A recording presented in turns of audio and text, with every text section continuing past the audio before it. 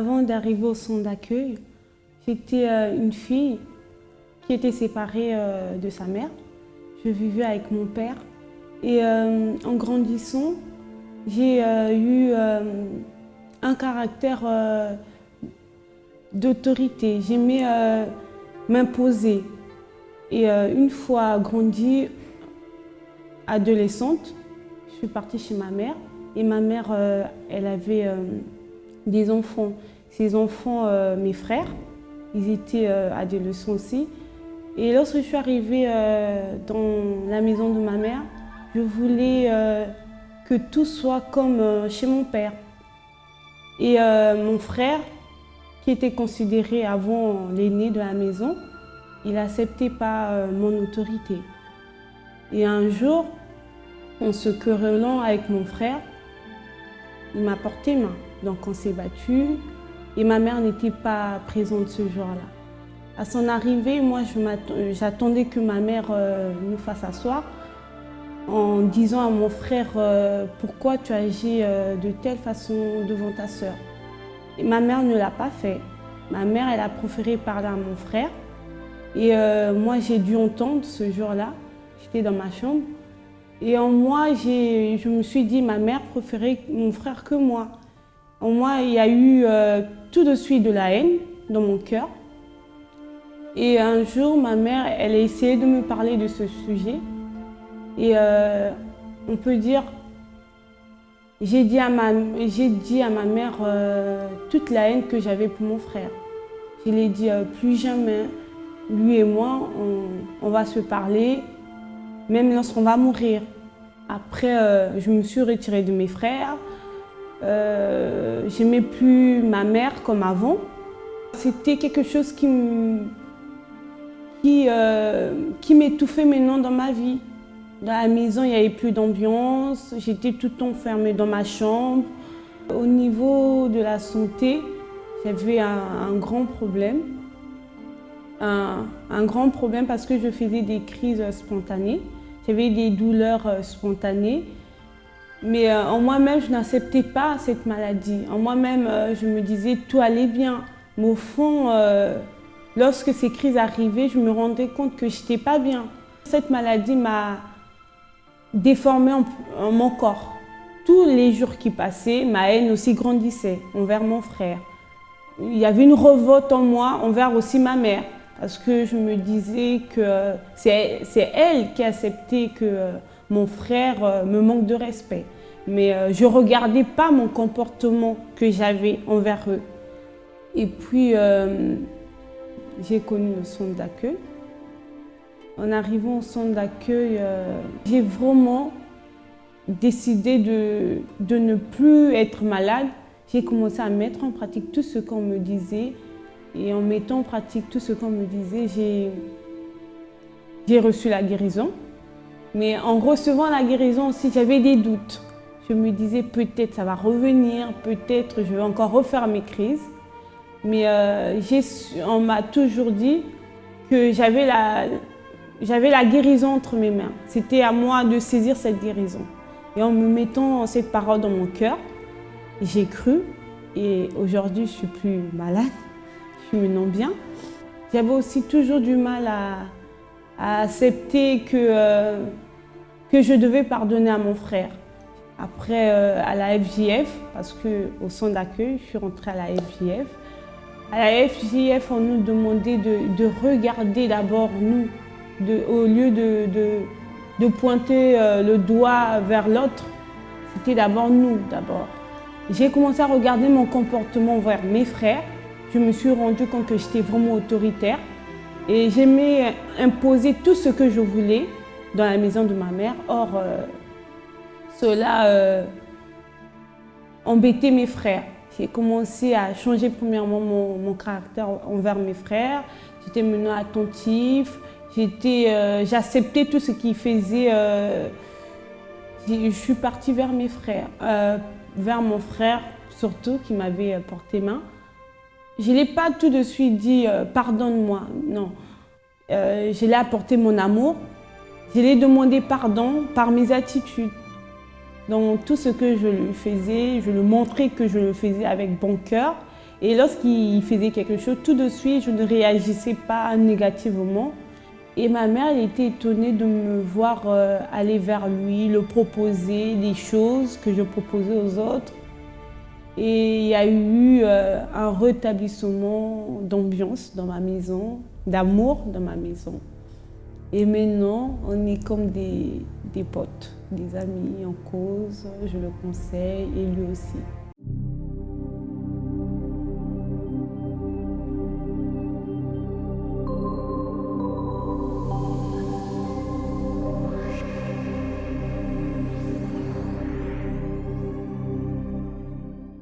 Bonjour à tous, soyez bienvenus à cette émission France en direct. Et nous sommes là plus une fois pour vous montrer tout ce qui est possible en pratiquant une foi intelligente, une foi surnaturelle.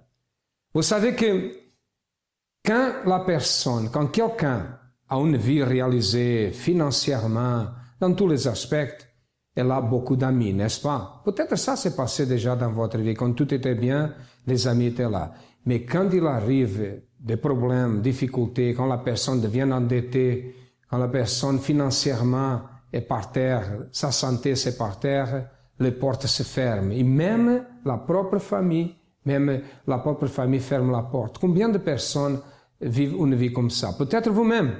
Aujourd'hui, votre vie ne marche pas, les amis ne sont pas là. Avant, ils étaient là. Mais il a un ami qui nous attend toujours. Il nous attend à bras grands ouverts et dit, viens moi, tu qui es fatigué, et je te donnerai du repos. Nous allons maintenant écouter une partie de l'histoire de M. Anani.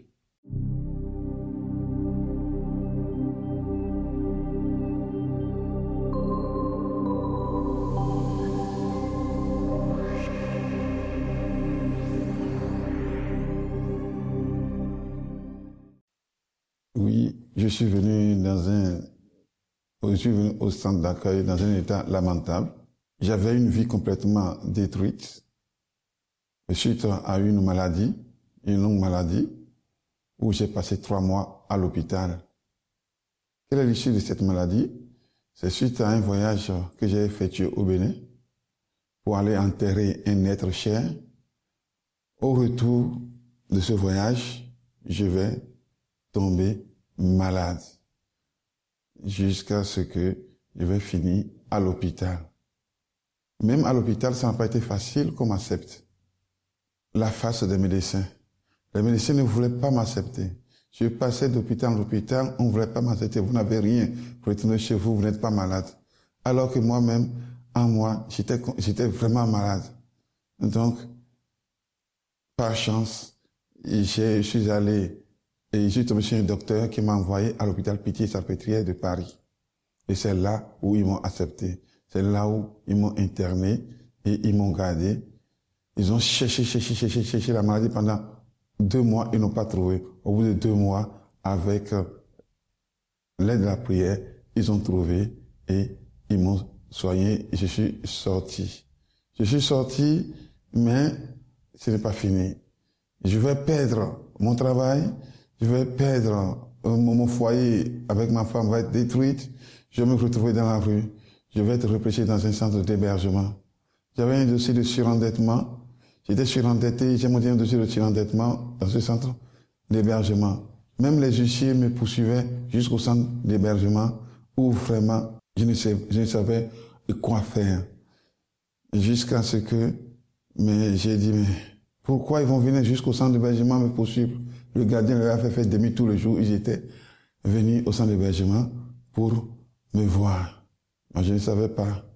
Voilà, c'est le gardien à ma sortie qui m'a informé que les huissiers étaient ici. Je n'avais pas de quoi les payer.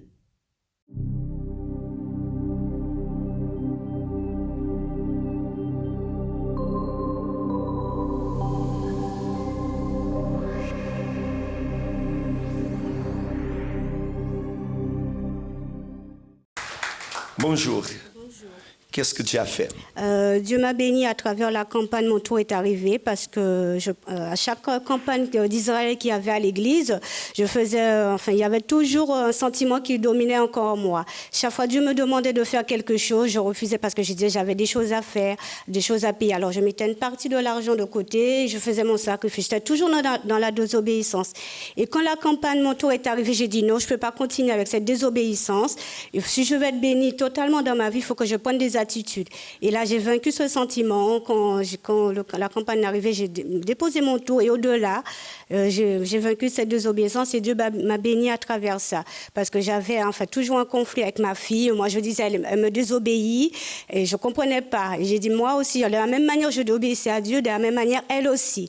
Et à travers cette campagne, Dieu, nous a rétabli la paix. Il n'y a plus cette désobéissance. Même elle fait des choses que je lui demandais qu'elle fait automatiquement. Même maintenant, tout a changé entre ma fille et moi. Dieu vous a transformé à l'intérieur et Dieu a donné la paix dans votre famille. Amen. Amen. Applaudissez l'Éternel. Ma famille a été brisée. C'est-à-dire, on est 3 personnes, 3 garçons, nés de même père et de même mère. Au moment où j'ai commencé à venir dans cette église, ils m'ont tout laissé. 7 ans, on ne se parle pas, on ne se voit pas. Mais pendant cette campagne, et pendant chaque campagne, Dieu me montre sa main à travers les propos. Pendant cette campagne, juste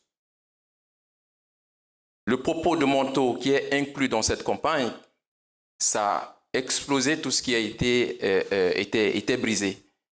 Donc ma famille, que je ne les voyais pas, et un jour, moi-même, j'étais parti leur demander pardon, ils ont refusé. J'ai dit, bon Seigneur, j'ai fait mes pas, et comme ils ne veulent pas, je sais que je suis libre. Et pendant ces 7 ans, je ne parle même pas, je cherche même pas à voir, je suis dans ma foi. Et pendant ces campagnes, quand j'ai touché le manteau, arrivé à la maison, à 17h, chez moi, ils sont tous là. L'autre est venu de Suède, je ne sais pas comment il était arrivé. Et l'autre qui est ici à Savigny, qu'on ne se voit jamais, dans mon salon. Béni. Et tout simplement pour me dire, mon frère, nous sommes venus, il n'y a pas d'explication, nous sommes venus juste demander pardon. Amen. Moi aussi, j'ai vu ça, c'était vraiment étonnant. J'ai dit, Seigneur, bon, je suis tombé par terre, j'ai tenu leurs jambes, j'ai dit, mes frères, je vous demande pardon. Et tout était fini. Voyez. Donc Dieu a fait des grandes choses. Donc je veux juste dire que mes frères et sœurs, ne négligez jamais les propos et les sacrifices. Les sacrifices sont les seuls moyens de pouvoir traiter tous les problèmes que vous avez. Que Dieu vous bénisse.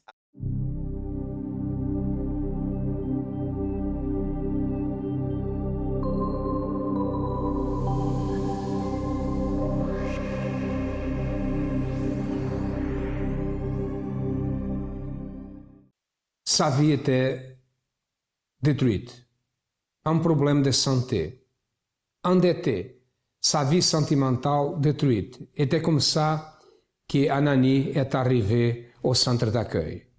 Il était même persécuté au soir, les huissiers venaient pour le chercher à cause des dettes. Qui pouvait aider une personne comme ça? Qui peut aider une personne qui est dans une situation comme ça? Comme nous avons dit au début, au commencement de cette émission, que les amis, quand la situation se passe comme ça, les amis s'éloignent. Il était dans une situation comme ça. Et c'est un jour qu'il a connu le centre d'accueil que la situation a commencé à changer. Regardez.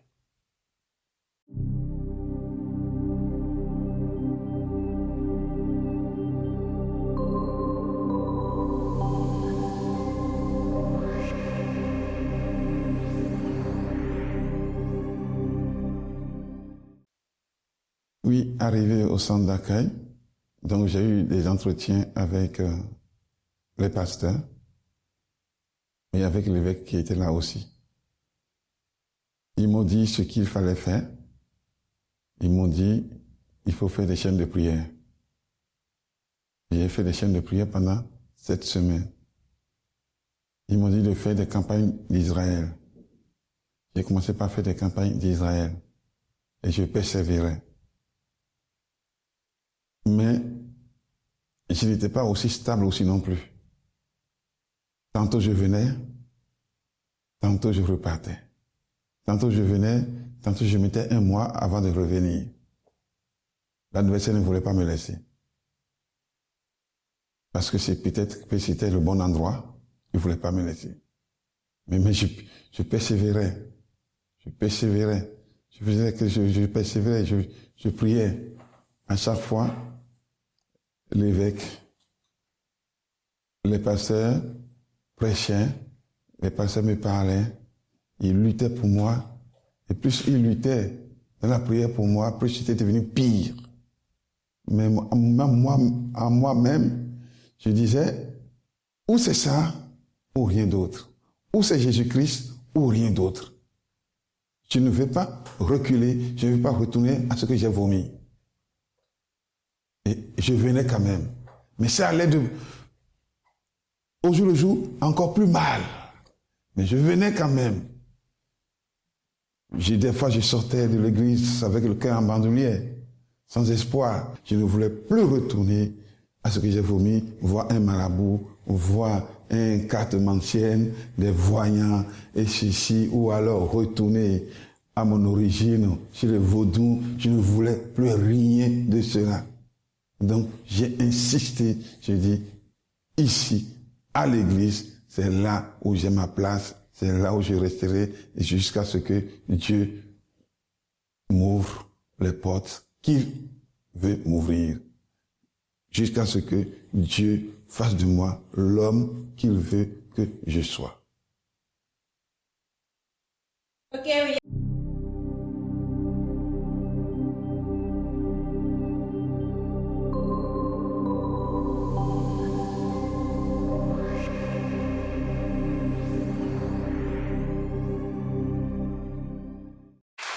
Bonjour, qu'est-ce que tu as fait?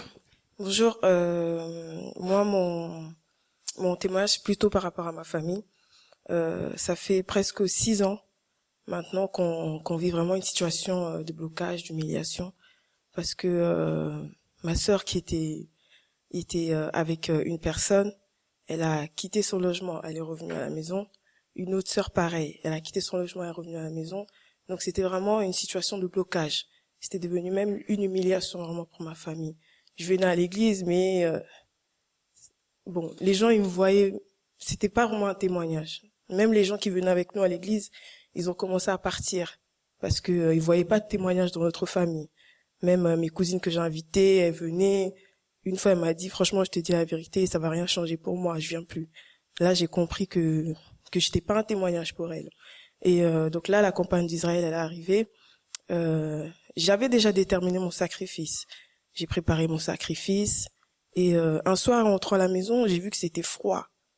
Il s'était passé quelque chose. Après, mes parents m'ont raconté, ils m'ont dit, regarde ce qui s'est passé, on a vraiment été humiliés.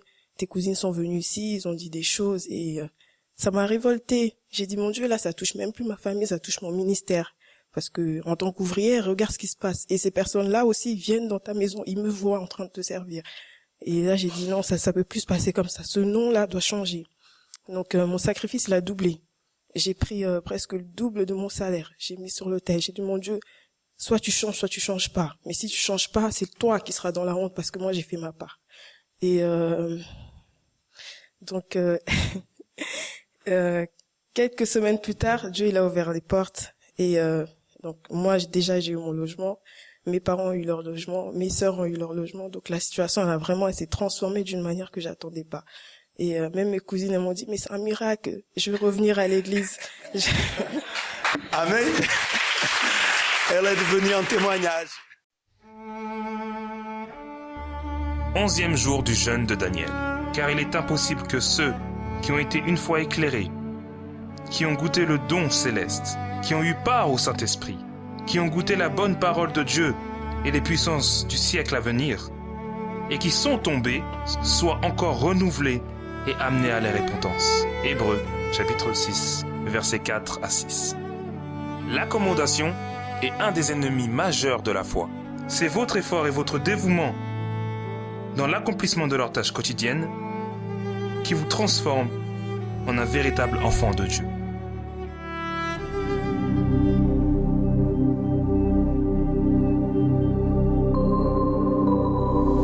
Un jour du jeûne de Daniel sur le mont Hermon.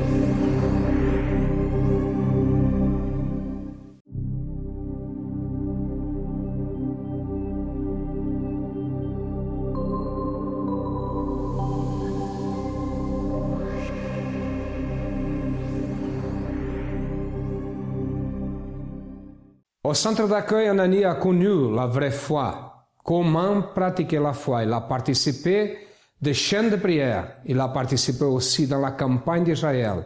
Et l'homme qui était malade, qui était détruit financièrement, sa vie ne marchait pas, a commencé à changer. Mais il manquait beaucoup de choses. C'est ça que nous allons savoir maintenant, d'ici à quelques moments, comment est Anani aujourd'hui. Qui est-il aujourd'hui? Mais avant, regardez ce témoignage.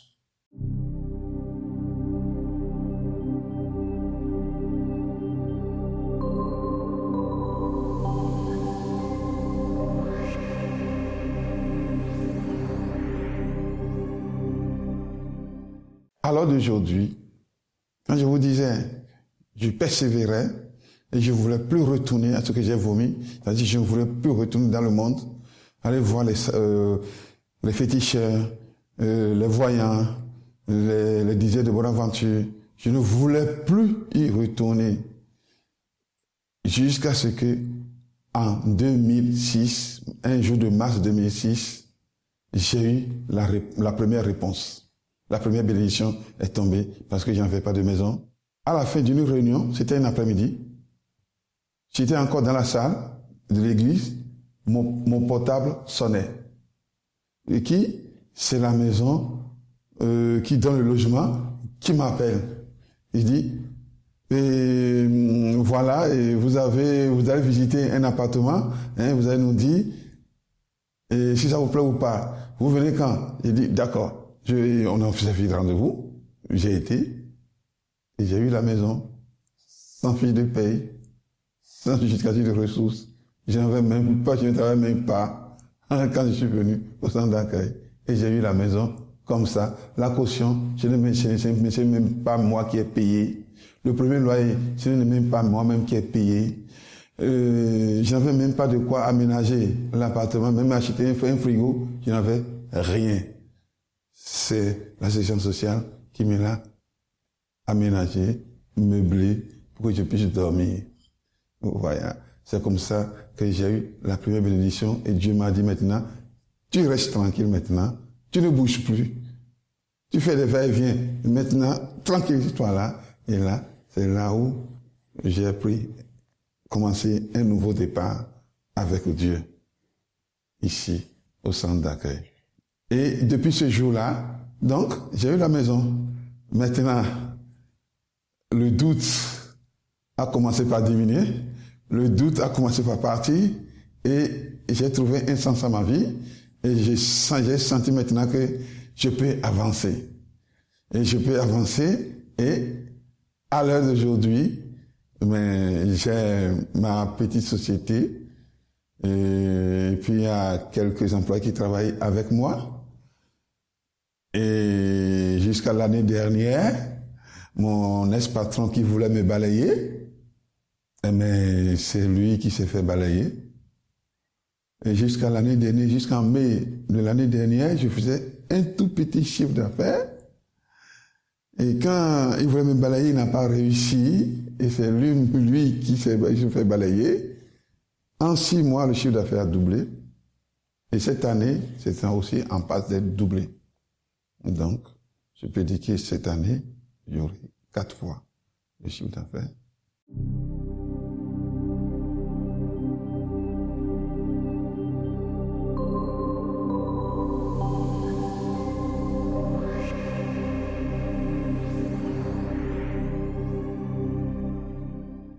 Et voilà, aujourd'hui, il a une personne complètement transformée. Sa santé, la vie financière, et même que sa chiffre d'affaires augmente, et elle grandit. Pourquoi? Parce qu'il a connu comment pratiquer la foi. Et vous, comment va votre situation?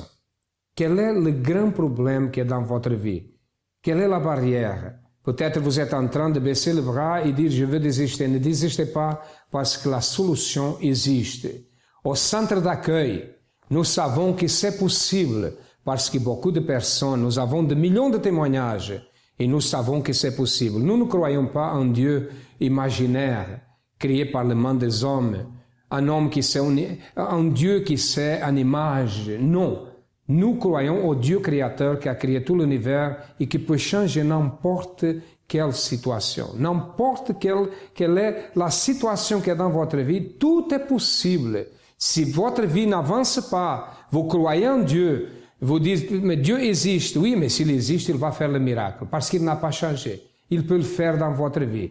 Les portes du centre d'accueil sont ouvertes du matin au soir et de lundi à lundi. Et nous avons la condition de vous aider. Nous sommes situés au 254 de rue du Faubourg Saint-Martin, au 10e à Paris. Et nous sommes là, les pasteurs, une équipe de pasteurs et d'épouses de pasteurs sont là pour vous aider. Si vous avez un problème et vous avez besoin de notre aide, nous avons aussi d'autres centres d'accueil dans tout le pays. Vous avez un numéro de téléphone, cherchez le centre d'accueil le plus proche et certainement votre vie changera comme a été le changement dans la vie de millions de personnes. À demain et que Dieu vous bénisse à tous abondamment.